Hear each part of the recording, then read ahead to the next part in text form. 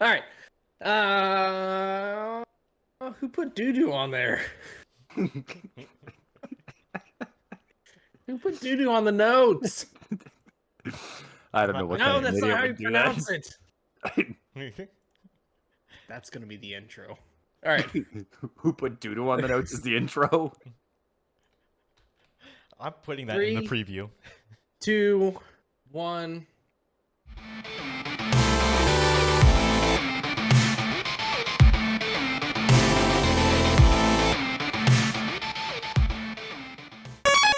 And welcome back to K&K's Indie Gaming Corner. We are out here. We are not live because this is pre-recorded. Don't forget to follow us on all of our social media on Twitter, Instagram, TikTok, YouTube at KK Indie Gaming. You will not regret it because I feel like I'm going to forget that. So yeah, that's a reminder for everyone to go follow us everywhere. Like, subscribe, comment, do whatever you do.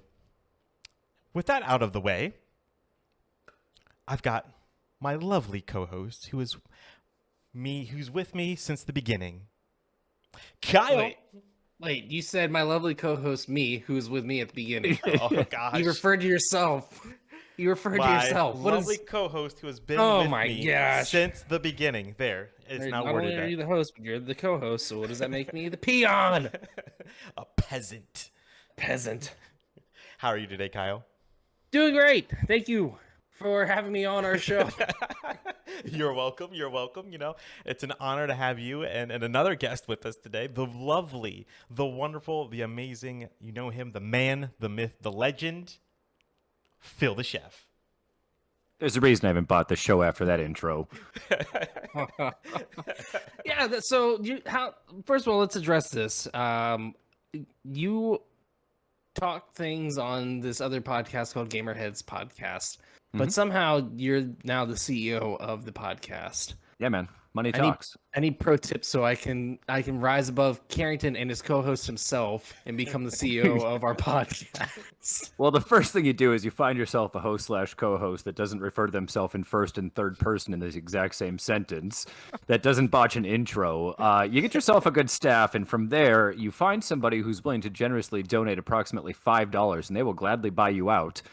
And then you got yourself a brand spanking new podcast with dozens of listeners. Okay, I'm right. I've wrote this down. Thank you. That's what I'm here for.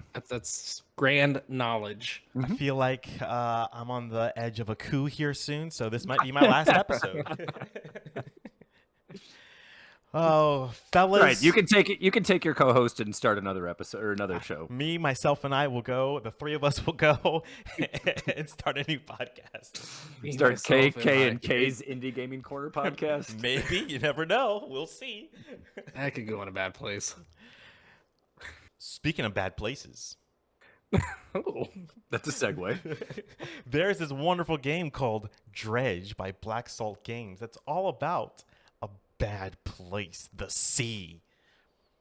Why is the sea a bad place? It's not a bad place unless it's trying to kill you at night. You just said it was a bad place. It is a bad place. Have you been there at night? Where the Yes. monsters come out and scare you and ghost ships come out and try to ram into your ship? Yeah, and I kind of enjoyed my time there. It is a wonderfully made game. It is a single-player fishing adventure with a sinister undercurrent. Sell your catch, upgrade your boat, and dredge the depths for long-buried secrets. Explore a mysterious archipelago and discover why some things are best left forgotten. Dun, dun, dun. So I think you guys have more hours in this than me. I think I've got about 4 or 5-ish hours because I played it right before going on vacation. That's about right, I am too. Okay. What do you guys think of it so far? Kyle, it's your show. okay. I will go ahead and let our guest go first. No. This This is why I'm not the co-host anymore. is... I know of another podcast that could always use another guy. My thoughts on it are, it's very okay. I love the atmosphere that's set up in front of us. I'm really bad at summarizing things, so you're just gonna get a bunch of random thoughts because that's the way that my head works. in real life and in work life. Okay. As a fishing simulator, it does a thing of beauty. It's very, very well executed, and it's basic. It doesn't really ask a lot of you in terms of like how to bring fish in, at least as far as I am. I don't know if it gets more complex as time goes on. The soundtrack is super atmospheric and very fitting for what's going on. There's a wide variety of fish that are also in the game, which are very catchable. It's a lot more character-based than I thought it would be going into it. I don't think it's voice acted. I haven't played it in like 2 weeks, and my memory doesn't work. But it's all really well written out, and you get to know these characters that you're dealing with, and you can see that there's a definite stigma attached to the fishermen and women of this village that have come through. Nighttime does get super creepy and super crazy and weird, and that's a good thing. You get to catch different species of fish throughout the course of all of it. Stay out for a little too late, you'll start hallucinating, and really bad things will happen. Ominous is the word that I'm looking for as far as the nighttime vibe goes. I should be playing that right now instead of talking to you guys, but I kind of spaced it out a little bit, and now I'm going to get back into it again tonight. I love the way that the story has been progressing, that you do get quests and challenges to complete. You can build to upgrade your boat by dredging the sea to acquire pieces, parts that are good for the upgrades, and then you pay your little harbor master, and she takes care of you. At least the one that I've met so far has been a she, and she's taking care of me. And you can sell your fish to this guy that knows a lot more than he lets on as far as where I am. And that's kind of where I am with the game. I think it's adorable. I think it's wonderful. It's super spooky. It's a wonderful fishing simulator on top of it. This question goes out to the both of you. What if I told you, hey, there's this game you have to play. It's a fishing game, which, Phil, I know you're all about fishing games. I know you're already in. But what if I said there was a horror fishing game? You know, like it's just one of those things. It's just two genres that you wouldn't expect to go together. Absolutely, but it works. Yeah, it works way better than what I would have expected it to be. And adding on to what Phil said, the game it's a fantastic game. I find it with the way that I've been playing it. I don't know if you guys. I don't go out at night a whole lot. I tend to play the clock. I go fishing throughout the day. I go find safety. I sleep through the night and I go back out. Not saying that I don't fish at night. I do, but I spend more of my time avoiding the night to fish throughout the day. And I know fishing at night you get rarer fish and more exciting experiences as well. But there's just something that spooks me about going into the night fishing. But once I've upgraded my boat more, which I've put quite a bit of upgrades onto the boat itself, I find myself a little less scared going out at night. You can I don't want to say swim, boat faster, sail faster. No, and you get more powerful lights and things like that as well. That kind of keep the paranoia at bay. Yeah, and I absolutely love the character development in the game itself. The writing in it's so good. The individuals you run into throughout the game really tell different stories and allow you to kind of get more absorbed into this world that Black Salt Games created. It's one of my favorite games of the year so far. I think they did a solid job with how they created the game. I am absolutely impressed with how they manage time in the game, where time only moves forward with action. So either you sail in any direction, the clock moves. If you're fishing, the clock moves. But if you sit still, clock doesn't move at all. But to go along with that too, neither do things like your research when you're reading books and things like that. Those don't move either. So it's just time comes to a halt if you're not actually moving. Right.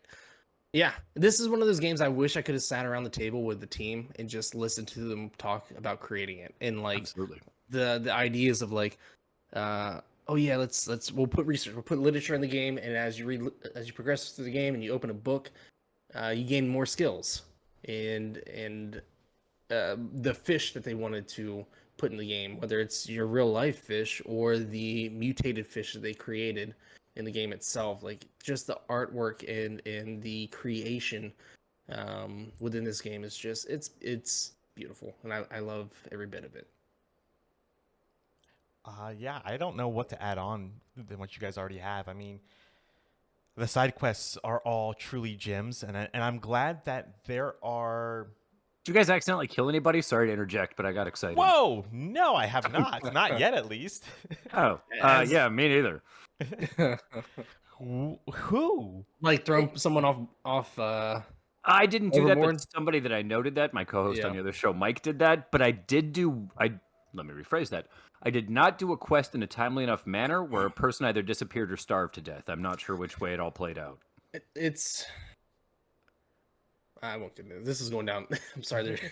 They're waving to my neighbors. Now there's a fly flying around in here. I listened to a story about sailing and whale fishing years ago, and how if they got stranded in the sea and they were starving, how they would continue to live. And it's really dark. And I'm not sure if that's something that you can do in this game, but I know you can throw people overboard, and that's that's pretty dark too. Well, they're dead weight. Yeah. Well, Or live weight. Or live bait. well, one moment they're alive, the next minute they're dead. Yeah, Yeah. they're still I d- bait. You can attract whales with them. I do want to ask. So this is kind of a thought-provoking question, I guess. What other games would you like to see mashed up with a Cthulhu-style horror? So, like you said, Carrington. Hey, if I were sitting here and ask you, would you ever, expect a game that's fishing mixed with horror elements together? Do you think you'd play that? Is there something else that we could see from Black Salt Games? Like, would there be continuation of Dredge, or could we see a different style of I don't know, like a construction management horror game? I would be. My brain kind of went that same direction as well. I was like, I want to manage a sports team, but somehow involve Cthulhu into the entire thing. I was Yeah. thinking Where, like, if I'm not sports. performing properly, like, Cthulhu comes and will start grabbing some of my management team, or I want to see a restaurant simulator. Exactly, I involves was thinking that Cthulhu. too. Yep. Oh. Or some kind of a darker god, almost like Cult of the Lamb, but like Yeah. based around like running a business or an operation instead of running an actual cult. Yeah. Or like some kind of hospital sim where you're managing staff, but somehow. Yeah. Yeah. I don't know. I feel like this kind of genre is very open ended, and we could see a lot more dark / job simulator style games. Carrington, I you don't got know one what on your genre brain. it I saw the look.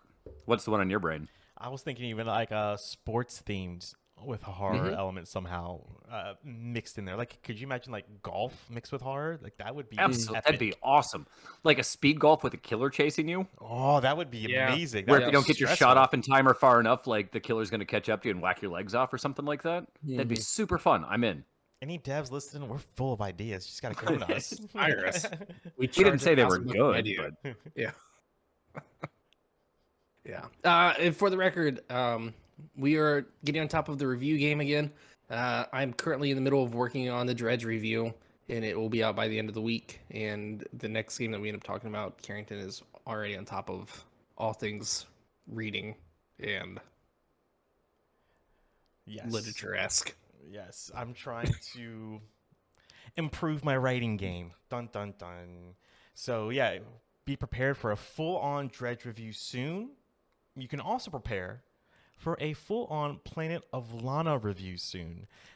Planet of Lana is from Wishfully Games. A young girl and her loyal friend, Mui, embark on a rescue mission through a colorful world full of cold machines and unfamiliar creatures. Planet of Lana is a cinematic puzzle adventure framed by an epic sci-fi saga that stretches across centuries and galaxies. I need you to reread that, but pronounce Mui's name right in the voice of Lana. Or Yeah, her name is Lana.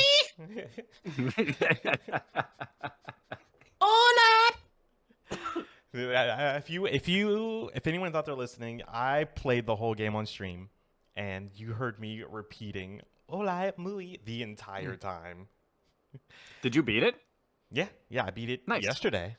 Okay. let's hear it. I want to hear all things Planet of Lana. Lay Okay, it on thick. Planet of Lana. The art is some of the best art in a video game I've seen, I feel like, in a while. It's bright, it's wonderful. It feels like inside with more detail in the way it looks. Because inside had the person you play as, they had a face. I mean, they had a head. I don't remember a face per se.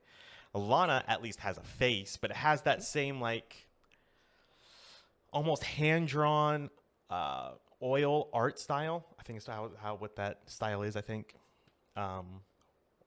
Borderline watercolor, cell maybe? shaded, but not really. Yeah, watercolor definitely works. I Watercolor. like Watercolor. Yeah, watercolor is more what I'm looking for. And so yeah, you start off. You're on another planet. Alana lives in this fishing village. And it's never explained, but in the achievements it says sister. So her sister gets abducted by these machines, and her whole village does. And so you're on a quest to go save your sister. And you go through all kinds of different kinds of terrains. You know, there's lush forests, there's oceans, there's deserts, and eventually you go The Mall into of America. space and Mall of America. I forgot about Mall of America as I was going through it. That's what Kyle's like. It's Mall of America. I'm like, it is Mall of America.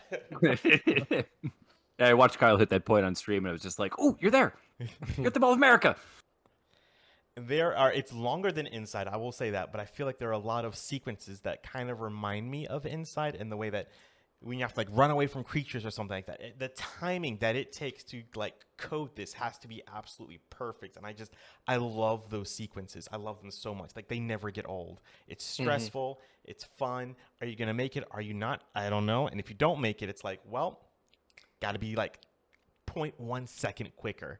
And I just love those moments. They never get old. I'm curious because I've played probably about 2.5 hours of the game itself now. That style of game is so unique. I feel like it's a throwback to older 2D side-scrolling games, but it draws you in with its art and its soundtrack. And voice acting. Yes. As simple as it is, there isn't a whole lot of lines, but It's it does powerful, though. enough. Yeah, exactly. It does enough to empower, invoke emotion in you. I was gonna say, would you mind that might touch on this question here? Do you feel that it brought something new to the table for this genre, this style of game? Yes. I feel like it brought something new since playing Silt, because Silt is also like a 2D it's very much type thing, but that was underwater. Like with Planet of Lana, we've returned to being on land and going left to right again, left to right. Yeah. But yeah, in a way it does. I felt like the puzzles were a bit more simpler this time around compared to like Silt or Inside. But that's not a knock against it either, because it was longer. I feel as though that also makes it more user-friendly and approachable as well, as to if it's not a hardcore puzzle game. I'll even, not that it's anything at all like Braid, but the puzzles in Braid made my head hurt extremely badly. And all in all, it was a very gratifying experience. But the fact that Planet of Lana does not like have headache-inducing puzzles, I think is more apt to get me to stick through it and play it all the way through the end, because I don't want to chuck my controller out of frustration. I almost think that would draw the player away from the game too if they put puzzles in this game that were too difficult. The game it shouldn't be known for difficult puzzles. It should be known for the puzzles in the game. But if you're at the point of wanting to throw your controller across the room, then I think you would definitely take away from the experience of POL. And So we're going with this POL. POL. And something that I also have to give it to Planet of Lana, the difficulty curve is gradual, which I really liked a lot. Yep. So by the time you get to the end of the game, the puzzles are still much harder than compared to the beginning of the game, but not impossible for you to figure out. Like there are times where it looks complicated, but it is really just combining all of the Information and pieces around you in the appropriate direction and or manner. concepts. That's the word I was looking for. Concepts. No, Philly. No, I used way too many words there. you were looking for one, not a whole paragraph. Yeah, I went for square peg, round hole, and Karen's just like, no, it's just like bang, you're right there. The problem is you and your words. English language, gotta love it. But yeah, the concepts it would combine like 3 or 4 by the end, as opposed to just giving you one concept over and over again, and then a new concept over and over again. By the end of the game, it combines them all in a wonderful experience that you just have to play for yourself. Nice. Nice. Do you think it's better than Limbo or Inside, or I guess Silt? Now that you mentioned that, because I feel like those are the three. Those games are core to this style of game. I mean, I really feel like Planet of Lana pulled inspiration from those two games with the way the camera pans out and puts you in different environments, and the way that the soundtrack and the sound effects play into the game itself. I'll go first. Okay. Maybe I shouldn't have went first.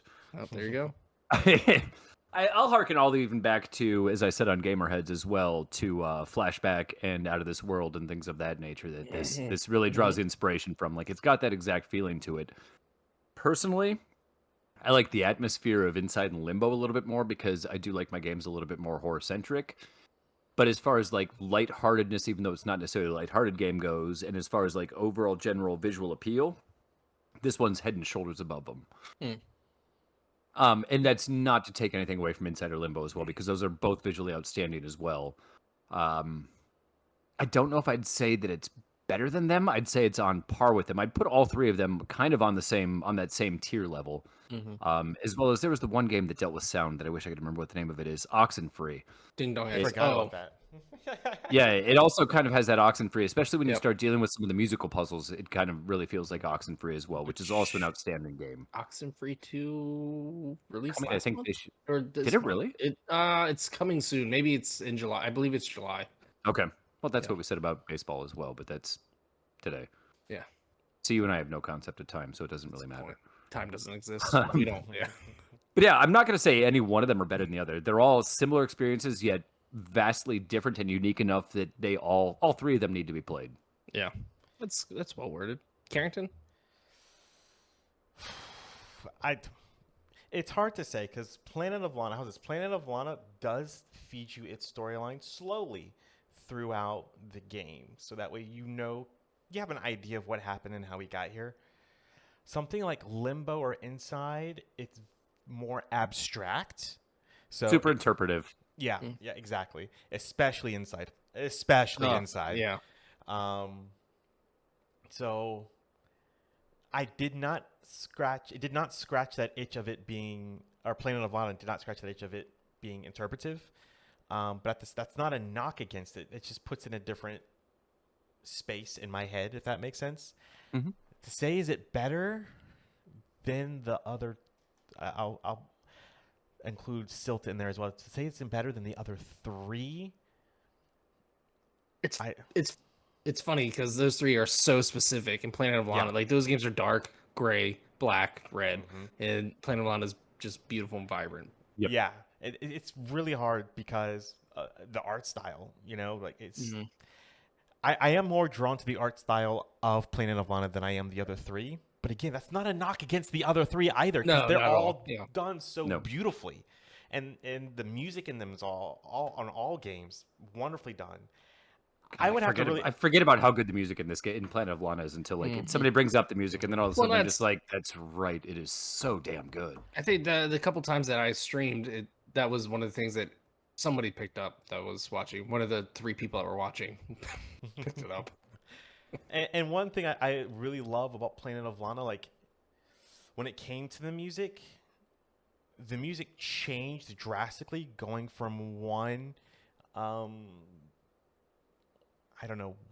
backdrop to another. Like when you're in the fishing village, it has a certain style. When you're in the jungle, it's a different kind of style. When you're in the desert, it's another different kind of style. But it still fits the universe so well that you're not distracted. You're in awe of the music.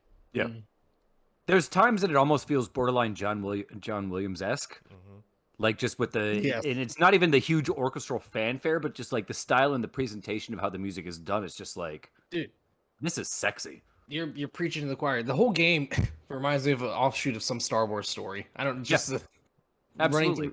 It's just well, and I even think I said to you at one point when you were streaming it too, like there were times that I was looking at Lana and I would get Lana confused with Padme, like just because of the white gown from the second movie. Like it just kind of, she had that feel to her and the way that she moved and the way that the animations were done. And I'm using my hands a lot when I talk right now. I don't know what's going on. You're becoming one of us. One of us. One of us. I'll buy you out too, son. Oh boy. You hit on something, Phil, that I completely forgot. The animation is so amazingly done. Mm-hmm. My jaw dropped several times because even though the character designs are pretty simple, the animation just took everything to a whole nother level. The way the robots move that capture you, that are like almost like spiders kind of thing, they move so distinctly from the creatures that lived on the planet, and it was just like, I'm speechless. Well, going to the sound design too, like touching on that, there's one specific scene, kind of maybe an hour into the game, where you complete a puzzle, you go on a cliffside, the screen pans back, and you're standing there with your movie, and there's a big floating alien machine in the background, and all you hear is that horrific noise that it makes as it changes and flashes through different colors. And like, I remember that scene was in the demo, and I thought, this game is going to be good.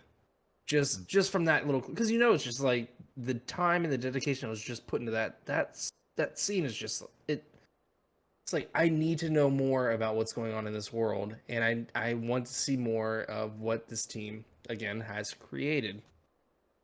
The exact scene that you're talking about reminded me of, what was that other game that we played through probably 6 months to a year ago, where it was all sound based and you had controlled the little thing that like rolled around behind you, where everything was like bing boom boom boom. The Ding Dong XL. No, you Jesus, man. Let me think here. But it's same kind of a style of game where you're sitting inside of your house, and your wife and your kid, and you're watching TV, and all of a sudden, Somerville. Yeah, that exact scene you're talking about reminded me of that, because of the way that the music was used, and some of the creatures in the game also do the exact same thing too. Yeah, and that game was inspired by that. That was not made by Playdead. That was, but it was another wonderful game. Yeah. Oh yeah, fantastic game. So, this is, I guess, directed more towards Carrington, but Phil, since you're our guest of honor tonight, and I guess I'll leave out the KK Indie Gaming Corner. Are these contenders for our game of the year? As far as like an indie style game goes? This is putting aside, I'm not going to mention that game on Nintendo. This is putting aside all those big AAA games that have released. Yeah. Yes, I'm not going to mention it. As far as games that we've played, as far as indie titles, do you feel like these are strong contenders for an indie game of the year? Yes. Absolutely. Just simply because they bring something new to the table in their own respective genres. When it comes to Dredge and basically the fishing, combining it with a horror genre, just if you said the fishing genre, it just does something new with that, even, and with Planet of Lana, it's still a new experience that you just have to go through yourself. That still does something new and unique, even though we're comparing it to games like Silt and Inside and Limbo, which are heavy hitters in their own right. If we're putting it on that level, that means it's doing something right. Yeah. I would 100% agree that they're both in contention of indie game of the year. I'm intrigued to see anything else that comes to the plate that's got this kind of punch and power behind it. Where it's still very early, but it's not, man. We're halfway through the year. Well, we still have another half of the year to go. We got Lightyear early. So we got Lightyear Frontier ahead of us. We're kind of early. The hell is Lightyear Frontier? Oh, I forgot about that. Yeah, imagine it's Minecraft with robots instead of a person. You're in a robot. God, why am I here? You're in a giant mech. What more do you want? The giant mech. You said the word Minecraft. Why am I here? No, I agree. Just a big bulbous. It's a cyst. No, it's not. It's a pod. I'm controlling it. I swear. I agree. I think these both are potential game of the years, and I am excited to see the attention that they will continue to get for the rest of the year. And I'm hoping to see that we get more so a DLC with Dredge. I'd be interested to see if they could do some kind of DLC with Planet of Lana, but I don't know. I haven't finished the game, so I don't know what. Carrington's face says no. Yeah. Okay. He's like, yeah, man, all them aliens are dead. You won. There's no DLC coming. There's a prequel where all you do is you jump onto a boat and you fish. Oh, shucks. The prequel is actually Dredge. It turns out you're pulling up invaders from the bottom of the sea the entire time. All right. Welcome back to KK's Indie Gaming Corner with special guest CEO of Gamerheads Podcast, Phil, the chef himself. You know him. He's been on here before. I don't know, probably about 1 billion times. And I'm surprised he doesn't own this show. But before we get into our discussion, I wanted to mention a few games that have released on, well, by the time you hear this, have released by now and releasing in the month of June. 2 games coming to mind right now. Harmony, the Fall of Reverie is a beautiful, heavily narrated based adventure game. The description, the fate of humanity is at stake. Use your gift of clairvoyance to see into the future and stop an apocalypse that threatens the balance between your world and the deities. This is developed by Dordogne, and it releases on one of the greatest platforms of all time. Carrington, you nodded. He said not to do that. As don't nod. Releases on the Nintendo Switch and on PC June 8th. And then also releases on Xbox and PlayStation June 22nd. If you guys have not checked out this game, do yourself a favor and check it out. Very cool artwork. The premise looks really cool as well. It is a different style to an adventure game. And I think that it is worth checking out at least. Carrington, this is a game that you said you would mention because you can pronounce everything that's in it. Well, that's because Ohio is now part of France, or France Yes. is now Oh, in that's a Ohio. good Yes. point. There you Carrington's go. got I all this forgot under about that. control. I'm in France now. Yeah, so Ohio does not exist. I now live in France. And Carrington just quit the podcast. Yeah. So okay, the title I can get. That's easy. Un je ne sais quoi. That's the name of the game. That's By- the name of the company. That's the name of the company? Yes. Oh, Oh, I thought. crap. Oh, I'm so sorry. I thought it was titled. I thought it was titled in company. So that's the company. Un je ne sais quoi. UMANIMATION. I assume that's also the company. The game is. Because it's all French, I'm gonna guess Dordogne. Because it's Sounds spelled right. Dordogne. Now read the description in French. Or maybe it's like Which is cologne. also that's also in Ohio too, so you could just. Or at least with a French accent. Or we'll eat a bagel. Yes, there you go. whichever, or Read it in a French baguette. accent. Oh gosh, I don't know if I can do French. Because I don't know if I can do it with a straight face, but I'll try. We won't. Nobody look at cares you. if your face is straight or not. I'm gonna stare right at you and you'll never know it.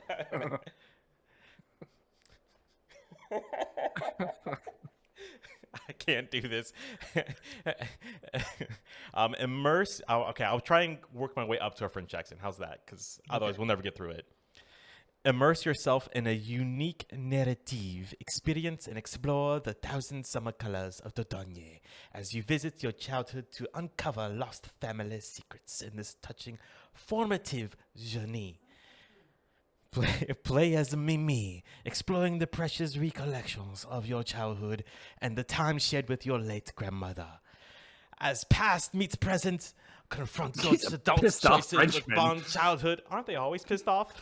No, this. Well, French Canadians are, right? No, they play hockey. Memories to uncover lost family secrets. Explore Dordogne. Landscapes of 1,000 summer colors within sumptuous hand-painted watercolor environments. During your adventure, recall the moments, the panoramas, the scents, the sounds, and the sensations. Recount these vivid memories in your journal as a recollection of Mimi's family past that's unique to your experience and a nostalgic, touching reflection to your journey. I apologize to anyone that might be offended to that French accent. That was probably not very well Ooh, done. man. That was great, except for the part where you started going into like an Asian accent there, like midway. I got a little confused when you said me. I just assumed you were talking about you and your co-host. me. Me. Yeah. That was well done, Carrington. Thank you. That was I tried. actually that was beautiful. Thank you. Nice work. Thank you for handling Touches my that heart. one. Touches my heart. This last game, which actually, well, okay, so Dordogne, or as I say, Dordogne. Or it could be like Cologne. It could be Dordogne. Oh, Dordogne. Oh, it's possible. Yeah. just thought about Releases June 13th on all platforms. So Ooh, It sounds like a really cool, colorful, pretty game, just from the description. it is. It is very much it touches on that like watercolor-esque style. Nice. Yeah. that we very just got very with Planet cool of game. Lana. Plays a lot, looks a lot different than Planet of Lana as far as the gameplay itself, but it is a beautiful light colored game. This last game, which actually releases, it's releasing now. It's already been out on all platforms. Called Killer Frequency. There's another fly. It is put out by Team 17. And Killer Frequency is a first-person horror adventure that puts you in the shoes of Forrest Nash, a late-night radio host whose callers are being stalked by a mysterious killer. Solve puzzles, save lives, and run to the switchboards, all while listening to a jukebox of retro 80s tunes. This game looks super cool. This is I almost want to say this in a way reminds me of a game that takes on the chapter of What Remains of Edith Finch in the comic book section where you're running from the killer the whole time. Yeah, I could see that. Yeah. And I am all hands on deck. Yeah. For this I was game. gonna say the style and just like the overall vibes, maybe not thematically, but just like gameplay and art style reminded me a lot of Road 96. Yes. Yeah, Yeah. definitely. I got that same vibe watching that too, but with that 80s synth horror vibe, which is super cool and kind of the birthplace of horror movies. So for us old people, it's a nice throwback. Yeah. Hopefully. That was me Definitely a throwing game something back. definitely a game that I will be playing this month and maybe even streaming now that we're getting back into the life of streaming Twitch and all things podcast related. So yeah, keep your eyes out. June 1st. It's already out. All platforms. Hopefully it'll be a Game Pass game. I saw the things that are coming out on Game Pass this month, and I didn't see it listed. I don't remember seeing it listed, I should say. But also, that was before the game was on my radar too. So there's that. We'll have to keep an eye out for it. So yeah. And Carrington, you had a little special message regarding someone that's been on the show almost as much as Phil the Chef. Yes, actually. I need to Connor, make more appearances. he's on the show a lot. He's an indie developer known as Connor. He is Connor Rush with Fire Games. He just released a game. Well, actually, it's been out for a year called We Never Left. It was part of the DREDGE collection, which you can get on Steam. But he recently released his game that was part of that collection called We Never Left as a standalone thing. So you are more than welcome to play it. It is free, or you can donate some money to him if you wish. It is totally up to you. It's a wonderful experience. It's a horror game. It's Connor's first foray into the horror genre, and it is wonderfully and beautifully done in Connor's style. I'm not saying it just because he's a friend of the show, but it is an experience that I would highly recommend. It is PC only, but if you need the link, I have it, and I will include it in the description for the show notes. And it is so good. It is had me on my seat. On your seat or off your seat or on the edge of it? What part of your seat is being taken up while you played this game? That is you're the on mystery. That is the mystery, isn't There you it? We need a seat cam. Yep. I've not played the game, but based on the trailer, it reminds me something that is X-File-ish. Ooh, okay. I would put it in that genre because if I could say, you know how DREDGE combined fishing with horror. Mm-hmm. Connor combined a text adventure with horror, and yes, it is. So you're saying that if you like, what's it called? I was gonna Frog ask you, what was the Fractions? one horror game that you played? Jeez, man. I streamed. No, it's Yeah, you streamed it the one time. My goodness. Oh, that was a text Stories adventure. Untold. Yes. Yep. Stories Yes. Untold. Yeah. Kind of, not Yeah. sort of, because it's still first person and Connor's style. If anyone that has played his games, it's still got a first person aspect to it. But that's all I'll say. That's all I'll say. That is another good game. That game is creepy for a text-based adventure. Yeah. Cool, man. Yeah, I do want. I want to play it and maybe even stream it at some point. That'd be Right awesome. ahead. Yeah. Yep. I streamed it. Connor did show up when I streamed it while he was in France. Or was he in so Italy? didn't now- we have him sorry. come He was read in it? Italy. I'm sorry. He was in Italy. He was in Italy. Sorry, not France. Oh, He was in boy. Italy. Nope. Wait, it was Romania. Could have been for all I know. It was actually Kentucky. It was France, Kentucky, That might right be next to placed. Lexington. Might be a place. So yeah, 3 games. Well, 4 games that are going to be out this month. 2 of them that are out right now. One of them is free, like Karen just said. We Never Left is available on PC now. Google it. It's on itch.io. You can pick it up for free. Indeed. Segue. Yeah, Karen, you've been Carrington. killing the segues this entire night, and then you leave us here. I debated purchasing the show just based on your segues after you really crapped the bed on the intro, and now here we are again, and your Here we guys' are. show is back on the market. Oh boy. Oh boy. Well, this is making me nervous asking this question now.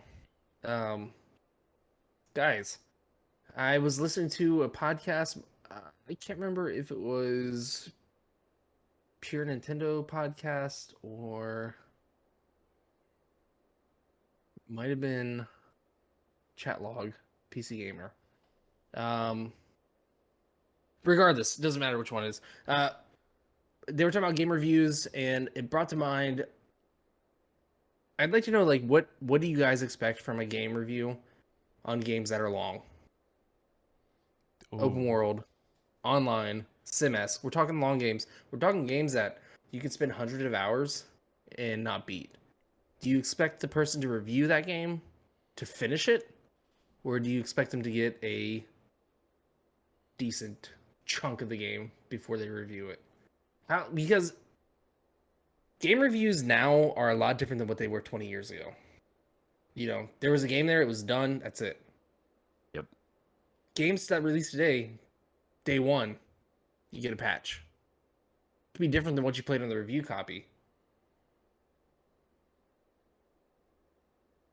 I don't know. That's just That's that's just what that's the thought that I had formed over the week, and I thought, man, that's kind of interesting. Like, are game reviews a thing of, like, do we give it a rating, or do we just give it a vibe check. a vibe check? Like, is this something that is worth playing if you like this or like that? Okay. Whew. That's a good question, because I've played plenty of long games. There's some I've completed, some I have not. Let's take Persona 5, for example. I'm still chipping away at it. I'm like 60 hours in. It's 100. Persona 5 is the Zelda of this show. Yeah. I didn't mention that name either. You were the first one to talk about that. I didn't talk about it. I just said it's the this of that. It's fine. Great. But, you know, like, I'm 60 hours into it. Haven't finished it yet. If I dedicated my life to it, could I finish it? Sure, because there's an actual ending. But you're also bringing into, like, say, a World of Warcraft type of game where it's still ongoing. The story is still ongoing. There's still expansions coming out for it and such. But when it dropped day one, you're talking, you know, easy. I know people that have spent thousands of hours on vanilla Warcraft and never truly beat it. You know what I mean? Is there an actual, and I'm not saying this to be a jerk, but I honestly don't know. Is there an actual end to Warcraft? Technically, yes. Like, there's Whenever an end you to get the highest armor and highest stats. Yeah, Or but like, is there like a final boss that you kill and credits roll? I don't know. I couldn't say. I know with like the Old Republic, each class does have a definitive end to their storyline. Mhm. And then the expansions also have an end to each of their respective storylines. But Then you get into like what's end game, you know, like the raids, the armor sets, Right. the things like that, and that's gonna take you extra to grind for to get. You know, there is an end story wise, but as far as the grind, it almost never ends really, right? That's like going to Destiny. Like you could play through the Yeah. storyline of Destiny, but what is the juice of the game? It's the raids. It's playing what's the competitive PvP? The Crucible. Crucible, yeah. It's that is the juice of the game. Like you play through the story, you get your base level equipment, and then you get the good stuff during that Right. higher and the raids and whatnot. But I feel like in a style of that kind of a game, you can play through what is considered the quote unquote core experience, and then head on to the other thing, dink around in that for a handful of hours, and then you could put out an at least well informed enough review where once you've like crushed the crux of the storyline in the not necessarily a single player mode because you can play the entire thing with other people, but once you've gotten past like that chunk of story, I feel as though you're good enough to talk about it while dabbling in other aspects of the game as well. Where a Warcraft, if it doesn't necessarily have an end game, you have to review it at some point if you are in fact a reviewer. As far as like reviewing other games goes, man, you guys know I've got a really skewed opinion on as to how this entire thing works. I wonder why. It's kind of funny that you asked if you needed a third. This Yeah, I know. Right. Now I just hate being here for this entire conversation. I gotta pee. I'll be right back.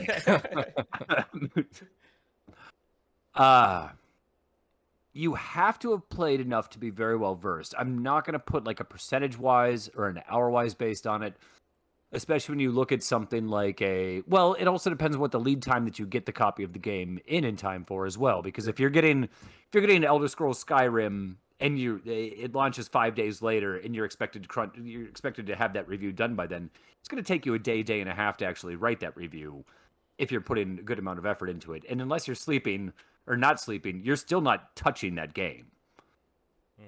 But that review's still got to be there. So I mean, there's a lot of things that factor into exactly how much. And I don't necessarily think that a review needs to be done day of drop.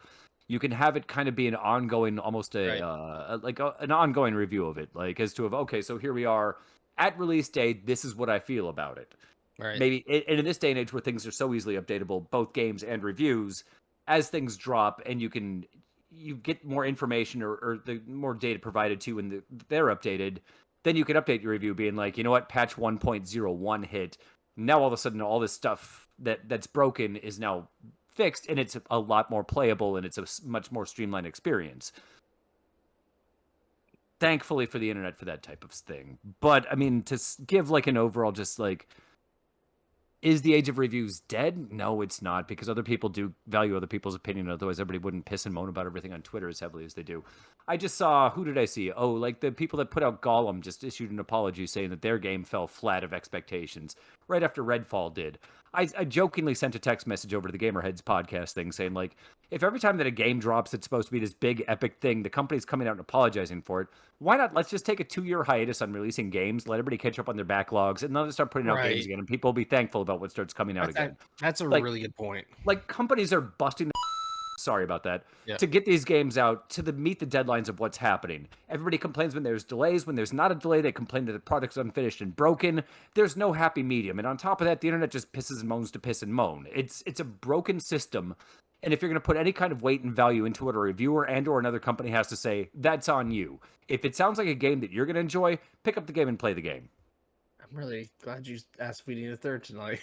I'm sorry about all what just came out of your mouth right there. You make a solid point, because like look at this year. Who wants, if you're trying to achieve Game of the Year, who wants to release a game when Zelda Tears of the Kingdom has released and came out with no apology, mind you? Right. And Star Wars also better that works for 10 years. That's also and I'm not true. saying that because I'm like a Zelda hater. I'm not a Zelda hater. I've played through almost every Zelda game known to man, but it's been in the works for 10 years. Yeah. They never released a hard, this is the release date until what, 3 months ago, 2 months ago? Basically, yeah. All these other companies are like, they're throwing a needle at a dartboard and saying this is the day our game's going to come out. Meanwhile, everybody working on the game goes, oh shucks, we're nowhere near this point yet. How are we going to meet this? Then they announce the delay, and everybody on the internet goes, Yeah. That's my thoughts. Sorry. Well, all right. So Zelda, Tears of the Kingdom. You got Star Wars Jedi Survivor, and then later this Which has year, been patched at least 2 to 3 times since right? now as Well, well, and it's only day been out one for they a had a month. huge patch. Yeah, and then the announcement of the new Mortal Kombat. So that's three huge games that are gonna be well received by gamers in general that are releasing this year. So why release? And I hate to say this because I don't want it to sound like I'm downplaying indie developers and other people that have had games when to release this year, but we have so many games right now to play through. Yeah, And take a 2-year pause. Let us catch up. Yeah, everything just dumped this past month. Which is crazy to me because it's not, because I feel like video games have started to follow like movies where you get the big like award season movies at the end of the year. Like games have started to follow that release flow as well, where you just get a bunch of them at the end of the year that are You get your summer push and your holiday push. Exactly. And right now I feel like we're getting 2 pushes and it's almost too much. And you know, I know we're in the not award season, what is it, convention season for video games. Summer Games We're Fest coming up on Summer Games Festival. Would have been E3 and all that kind of stuff, so everybody's trying to get their stuff in again. Summer Games Done Quick is going on right now, and if you're listening to this, you've got a day and a half left to watch it, which is crazy. But like there's just so much that we have available to us. We're having 2 pushes like this throughout the year. It's overwhelming. Like even just one push is overwhelming, because I remember I still try and plan my game time around big releases. Like, for example, when Halo Infinite came out, I knew I was going to play that because it came out towards the end of the year, and I had to like plan everything around it because I'm like, I know I'm going to play this, so I have to play certain things before that date, because after that date comes, I'm not going to play anything else for like a solid month probably, and that's exactly what I did. Yeah. Yep. I'd add more, but I feel like I've said enough. No, you definitely said plenty. You telling me to shut up? No. Shut up. Okay, got it. Rage quit.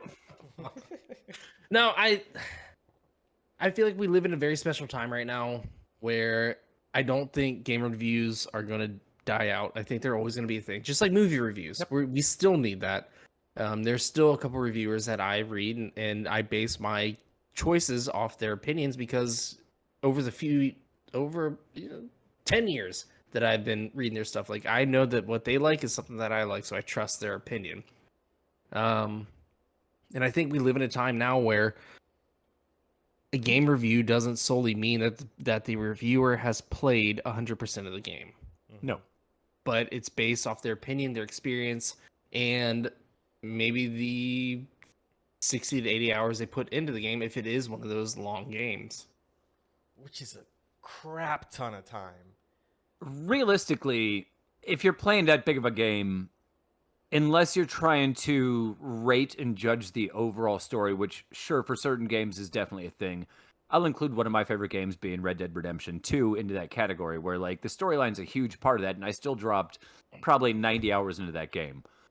I still would have, even having not known where the story was going to end up, I could tell you that the way that the story was going to wrap up at a certain point in that game, I'll call it the 20 to 30 hour mark, I knew I wasn't going to be disappointed. Right. Just because the gameplay was so spot on, what had happened thus far in the story had been so spot on that unless like the end of the story came down and it turns out that Arthur Morgan was not actually a cowboy and he was an alien with 6 arms coming out of his back, which would be hilarious. Which would have been an awesome twist, don't get me wrong. But for all the right and or wrong reasons, depending on your perspective, I could tell you that I'm going to love the hell out of that game, and I'm going to give it a 9.75 to a 10, just in my own opinion, because that's my style of game.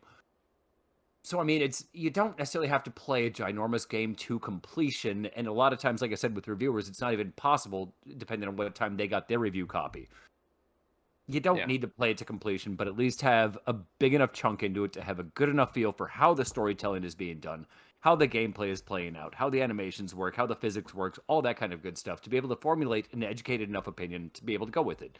You can't play a game that's that massive for 2 hours, get done with that 2 hours and be like, this isn't to my liking, I give it a 4 out of 10 or whatever. Like that's just that doesn't work. Yeah, you're doing a disservice to everybody, and you're also making yourself look like a fraud.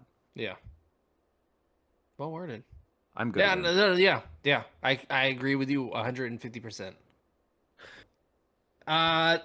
That'll close it out for tonight. We appreciate you guys listening. We appreciate you guys watching. We appreciate the CEO of Gamerheads Podcast, Phil, the chef, coming in to chat with us and join us. And really, I genuinely mean that. You know that you're more than welcome to come back anytime, Phil. Just I know. whenever. I appreciate you guys having me on. Yeah. Anytime. You guys are two of again, my favorite humans walking the face of the earth. some of us are you. sitting I at the know. edge of our seat, in our seat, anywhere on the seat. Levitating above the seat. There might be a Levitating seat. Tough to above the say if seat. there is a seat. Carrington mentioned it before. We are on social media. At KK mostly, Indie Gaming. KK Indie Gaming, yeah. Twitter and Instagram, 2 places you can keep up with us there. And then if you want to listen to us while you're driving to work, your favorite podcast app, search for us on there. You'll find us, KK Indie Gaming Corner.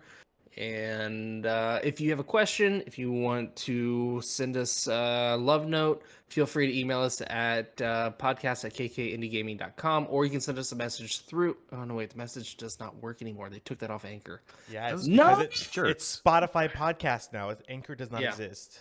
Oh, Yeah. really? Yeah. Anchor When did that is happen? Diminished. I don't know. It's recent. Because I went Few to months. Anchor A and couple it months ago? redirected me to Spotify. Yeah. I'm like, huh. I should buy Yeah. Spotify too Well, while I'm at it. it's like There you Anchor go. by Spotify. I don't know. Anyways, yeah, KK Indie Gaming on all socials, K&K's Indie Gaming Corner on YouTube and on your favorite podcast app. Follow us. And most importantly, give us a review. We'll read it on here for you and tell you that we love you.